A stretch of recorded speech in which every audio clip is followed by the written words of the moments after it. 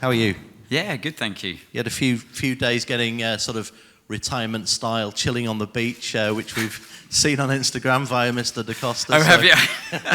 Well, I'm not on Instagram, so yeah, he's a dangerous man when it comes to that. I never know what he's putting up. I can vouch for that, yeah. But obviously the big news is that you're going to be hanging up your helmet after almost a 25-year career in motorsport as a professional. You've had a long endurance career as well. Just talk to us a little bit about the thoughts of making that decision and the new challenges ahead for you.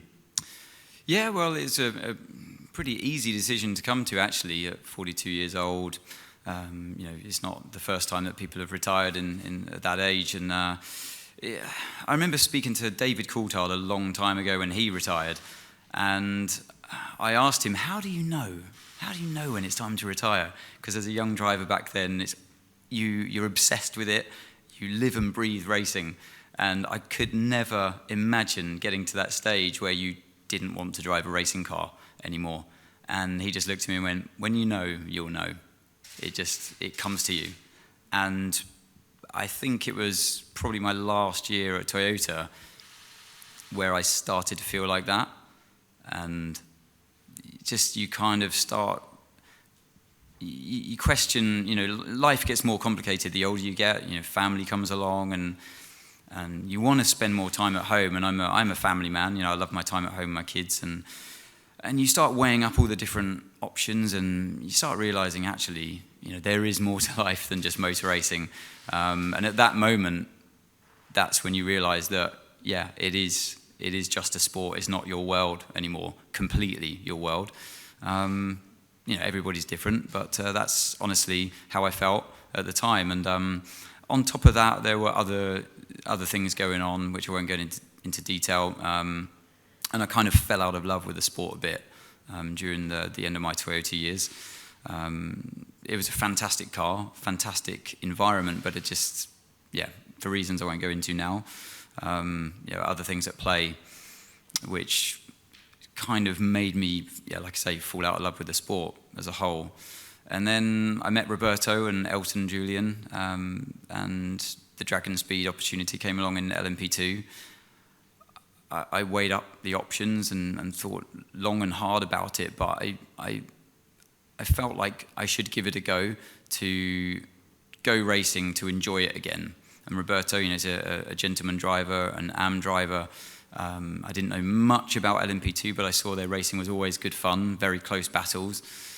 And I wanted to be a part of that and enjoy going racing again, like a lot of the AM drivers do.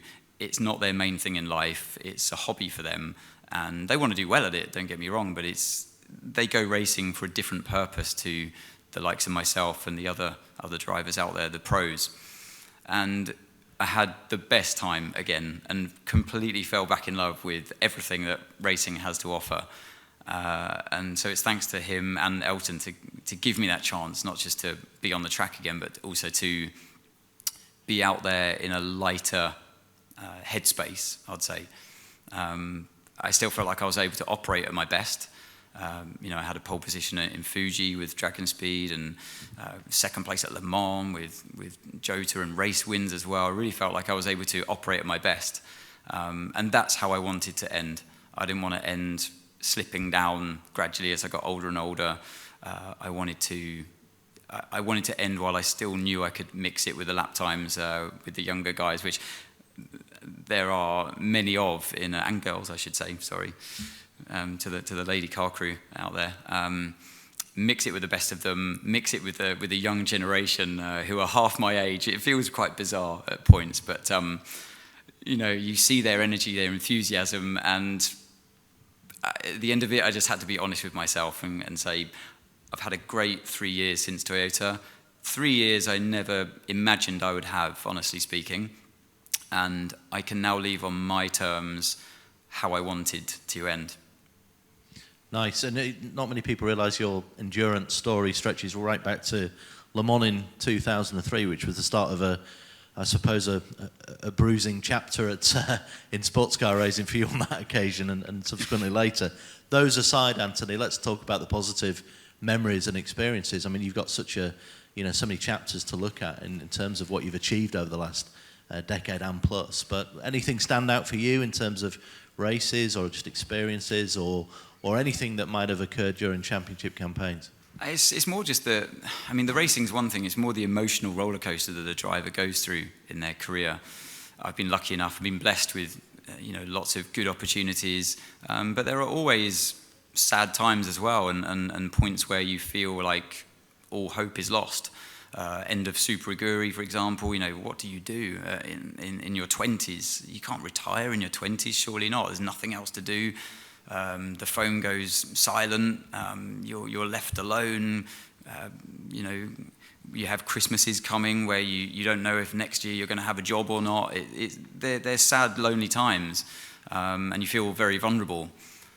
So it is an emotional roller coaster, but when you get those phone calls eventually that gives you a new lease of life, like Peugeot, for example, in LMP1, wow, it's a really high moment, and we went to Sebring and won the first time out with the team, and I didn't quite appreciate at the time to win the 12 hours of Sebring was a great achievement, let alone your first attempt. And now I know I can look back with experienced eyes, and I can look back and go, wow, that was a good drive, and what a race to win for your first one with Peugeot. So that was a real high moment from a very low point in my career. And then we all know the story about Peugeot and how they folded, and I got my Toyota drive and the opportunity. But then you had the crash at Le Mans, and you're sitting in hospital again after 2003, a familiar place for me, unfortunately. And you're sitting there thinking, will I ever come back? And you see many drivers, they don't. Robert Wickens, to name a few, and it's a very hard headspace to be in for any driver going through recovery. I've been there and done that, and then you do recover, and you get back behind the wheel, and you win races, and then a championship came along in 2014, another massive high after that low of 2012, some beautiful fast cars that I've had, to be blessed to have driven in my time, and they're the good moments that you look back on. And it's funny, when you're in it and you're doing it, well, I always tended to look at the negative side. I don't know about anybody else, but I was always hard on myself, overly critical. I'm a very self-analytical person anyway, and I was overly critical of myself and really focused mainly on the negatives when you're going through it. But now I'm stopping, I can look back at that career I've had, and actually, it's weird, you look back and all you remember are the good times. And I never realized that would be that way. When you're going through it, you don't want to look back. You're only ever looking forward to, when's the next contract coming? When's the next race? What do I have to do? How did you perform at that race? You've got to do better in the next one. And you don't reflect. You don't look back. Now I can look back. It's kind of looking through with rose-tinted glasses. It's a nice feeling, actually. That's great. That's a really nice way to stop there, Anthony. Great insight into your decision and looking back on your career, which I think everybody here, everyone in the WEC organisation, the media, always appreciated your openness and your interesting takes on racing. And we're going to miss you. So I'm going to miss you. First of all, let's hope you have a great send-off on Saturday with yourself and Roberto and Antonio Felix da Costa. And thanks once again, and good luck for Saturday. Thanks very much. And for the future. One final push.